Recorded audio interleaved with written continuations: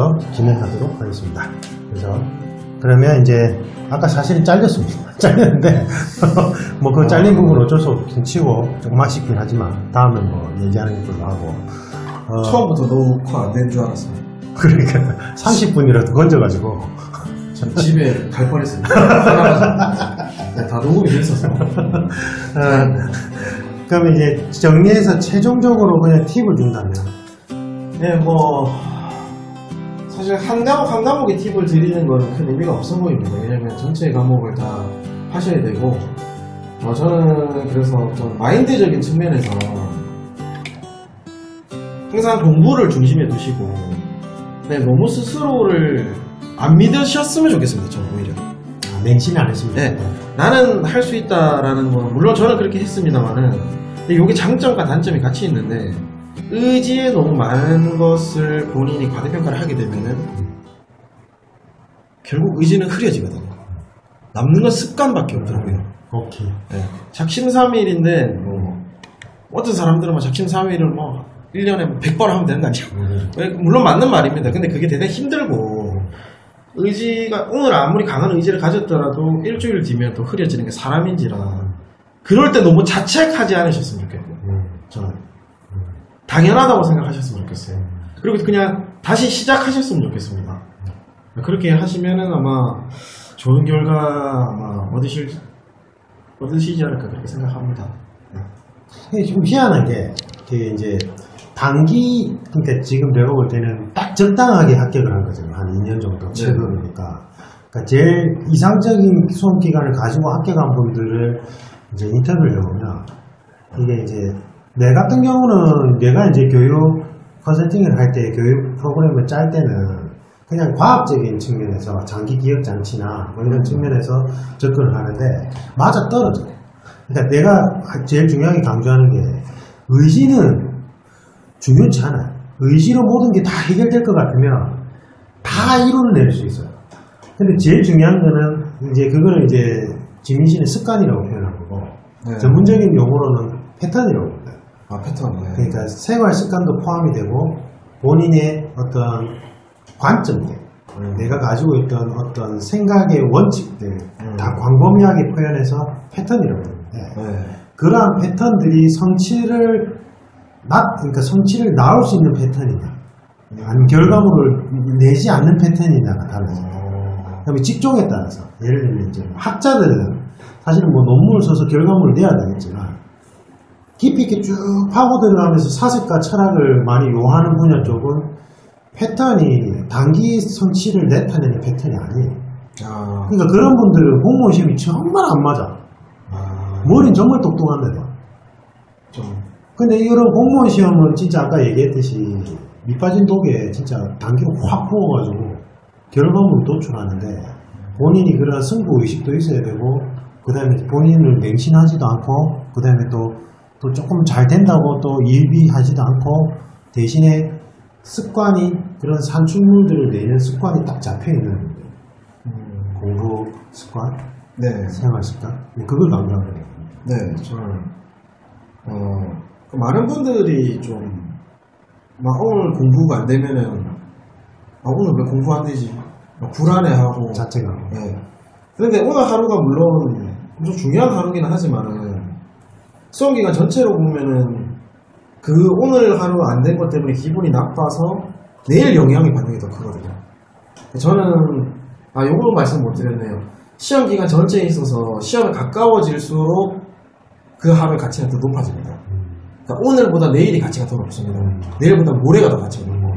그러니까 오늘 안 된다고 해서 내일까지 영향을 받는 거는 제 생각에는 좋은 그런 생각이 아닌 것 같아요. 그리고 그런 공부가 안 될 때는 휴식을 취하되 대신에 공부를 위한 휴식으로 그렇죠. 본인이 혼자서 그런 뭐 인간관계로 소비되거나 뭐 갈등이 소비되는 거 없이 네.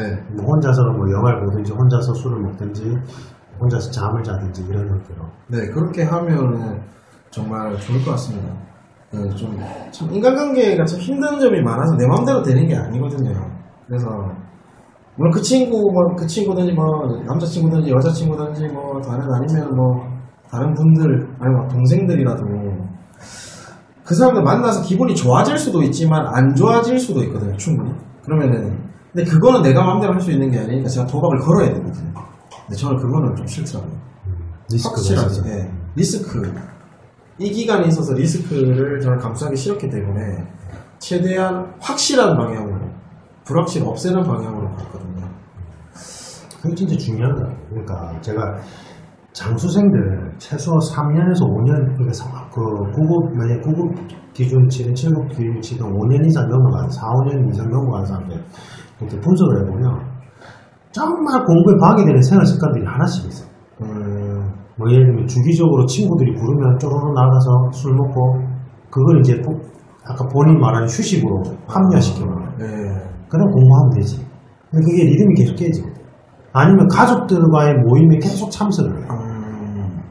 그러니까 그게 본인이 주도해서 생활을 끌어갈 수가 없는 건데, 리듬이 깨지는 건데. 근데 그러한 부분에 대해서 이야기를 해주면 뭐라고 얘기하냐면, 본인이 그 패턴이 자기 공부에 방해된다는 걸 알고는 있어요, 선인들이.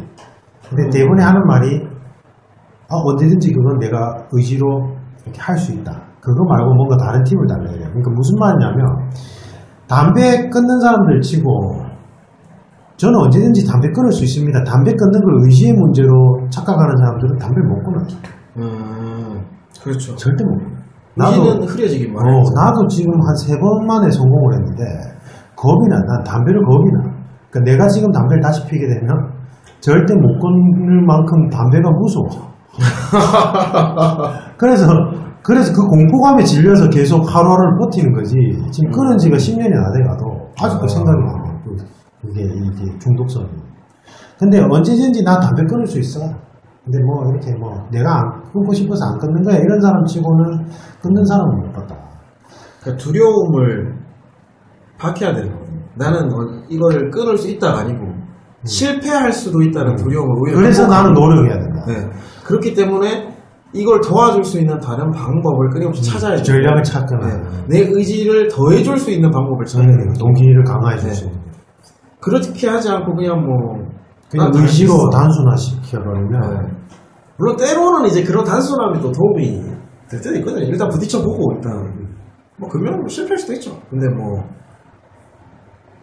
그 방법만이 내가 할 수 있는 방법이다라고 몰아가는 거. 그러니까 왜냐면 그러면 의지력이 오히려 강해짐을 느낄 수가 있거든요. 다른 거에 의존을 하지 않으니까는 이것만 하면 된다. 의지를 끝까지 해보자 하는데, 근데 오늘 담배를 안 폈다 하더라도 내일 담배를 피고 싶어져. 근데 의지가 진짜 사라집니다, 여러분. 의지가 사라집니다. 오늘보다 모레가 더 사라집니다. 그래서 많은 분들이 거기서 무너지거든요. 공부도 마찬가지거든요. 모든 게 마찬가지 같아요, 사실은. 그러니까 본인에게 약점이 있으시면은 그 약점을 극복할 수 있는 다른 방법들을 끊임없이 찾고 거기에 의존해가지고 도움을 받으십시오. 그냥 나는 언제든 안 할 수 있어 라고 하는 분들은 조금 약간 위험하신 분들인 것 같아요. 자기 의지가 그거는 이제 전문적으로 뭐라고 표현하냐면 그 전에 그 법륜 스님은 그걸 아상이라고 표현하거든요. 내가 생각하는 아상을 너무 높게 잡는데 일반인들이. 그 다음에 사실은 여기 있는데. 그래서 나는 의지가 강한 사람이라고 착각하고 난 뭐든지 다 할 수 있을 거라고 착각하고 본인이 생각하는 아상을 너무 높게 설정을 하니까 계속 본인 자신을 자책하게 만들고. 그렇죠. 원래 못할 수도 있는 거거든요, 사람.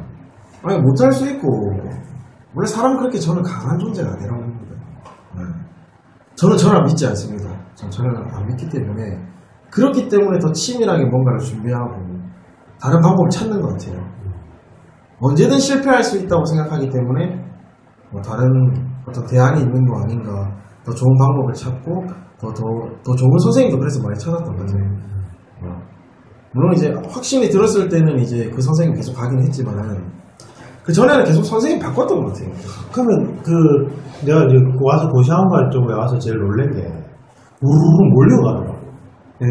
그거는 왜 그런 것 같아요? 그게 합리적인 근거가 있는 것 같아요. 근거가 저는 처음에는 근거가 있다고 생각했는데 지금은 그렇게 근거가 없다고 생각합니다. 그러니까 한 선생님한테 몰려가는 거 말씀하시는 거죠? 군중심리다. 그러니까 일단은 일타 강사라는 얘기를 듣게 되면은 사람들이 거기를 다 갑니다. 그러면은 거기에서 합격자가 많이 나올 수밖에 없어요. 근데 그 사람들은 검증해야 될 게 그 강의를 들었기 때문에 합격한 건지, 아니면 이 강의를 안 들어도 다른 선생님 강의를 들어도 합격을 하는 건지, 아니면 강의를 아예 안 들었어도 합격을 하는 사람들인지가 검증이 안 돼요. 근데 일단은 합격자가 많고, 뭐 어디 그 선생님 카페라든가 뭐 이런 데 들어가면 합격자들이 뭐 선생님 고맙습니다 이렇게 하니까 이 선생님 따라가면은 적어도 나는 손해는 안 보겠지. 그래서 적어도 나는 손해는 안 보겠지. 네, 이 선생님 하면 무조건 되겠지라는 건 아닌 것 같아요. 제가 수험생적인 마인드로 봤을 때. 아, 이렇게 붙는 선생님은 적어도 나 떨어지지 않겠구나, 이 선생님 때문에. 그러니까 약간 수험생이 약간 자존감이 떨어지고 약간 소심해지거든요. 네, 그런 구석이 있는 것 같고. 근데 마이너한 선생님이라고 해서 합격자가 안 나오는 것도 아니거든요. 그것도 아닙니다. 그래서 선생님의 어떤 교재라든지 그 선생님의 가르치는 방식이라든지 뭐 이런 것보다는 본인의 방식 훨씬 더 중요하잖아요. 네.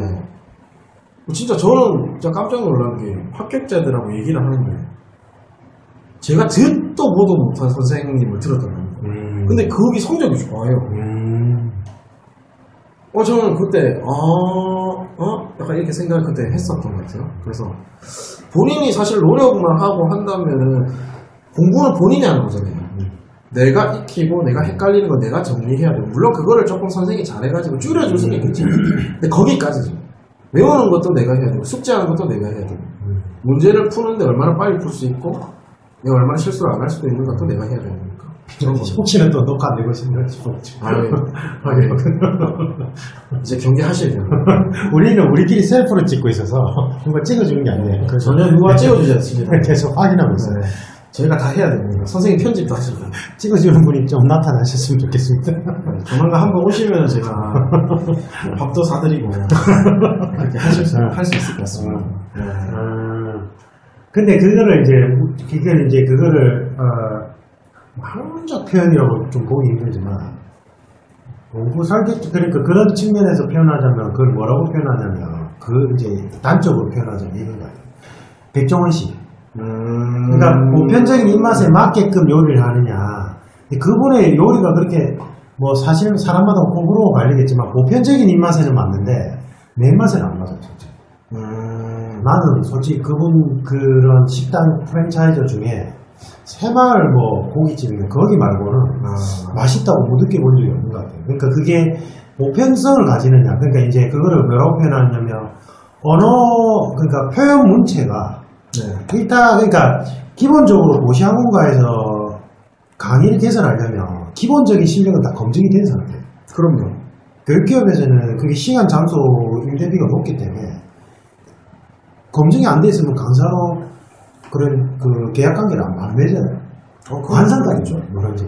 예? 관상이요? 관상까지 보고 하는 경우도 있어요. 그런데 관상. 네. 그런데 어느 정도 실력은 다 돼 있는데 여기에서 몰리는 경우는 내가 볼 때는 군중심리도 큰데 그거보다 그것만큼 큰 것도 이 표현이 보편적으로 쏙 들어오게끔 언어 표현이. 그래서 내가 이제 저 같은 경우는 수험생분들한테 강의 선택을 우리가 오면 뭐라고 얘기하냐면 다 들어보고 내기에 쏙 들어오게 설명하는 문체를 가진 사람 거를 들어야 된다 이렇게. 어차피 실력은 차이가 안 나. 저도 있는 분들은 다 뛰어난 분들이고 검증받은 분들이라서. 그래서 들어보고 내기에 쏙 들어오는 사람이 본인이 받아들이는 언어 문체하고 매칭이 되는 사람이라서 그 사람 걸 들으라 이렇게 얘기해요. 지금 한 말이 그 말이 맞지. 저도 선생님 바꾼 게 남들은 전부 다 이 선생님 좋대요. 실제로 그런 것 같아요. 수강생도 가장 많은 것 같아요. 근데 약간 저한테는 안 맞는. 실제로 노량진의 아마 전체 강사 중에 아마 첫 번째로 가는 강사님, 국어 강사님 계시거든요. 네. 뭐 얘기해서 상관없죠. 우리는 뭐, 거기 왜 있는 사람들, 그건 누구지? 국어의 네, 선제국어라고. 네, 이선재 선생님 계시는데, 저는 그분 말투가 귀에 안 들어오더라고요. 모든 합격생들이, 그리고 모든 가능성 높은 수험생들이 그분의 수업을 듣고 있었음에도 불구하고, 전 그분의 강의가 귀에 안 들었어요. 그게 그거예요. 그러니까 그분이 못 가르치는 게 아니라 아니죠. 네. 그분의 전달하는 어떤 표현 양식이나 문체가 안 맞는 거예요. 네.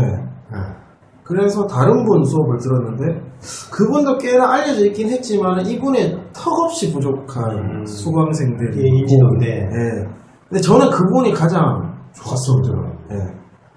그분은 또 사투리도 쓰셨고 하지만은 저는 그분이 가장 잘 말았던 것 같아요. 그리고 저는 합격하는데 전혀 문제가 없었고 실제로 국어 점수는 제 평균을 떨어뜨린 적이 한 번도 없어요. 이게 핵심이 그런 것 같아요. 오늘 제일 중요한 팁이 그런 것 같아요.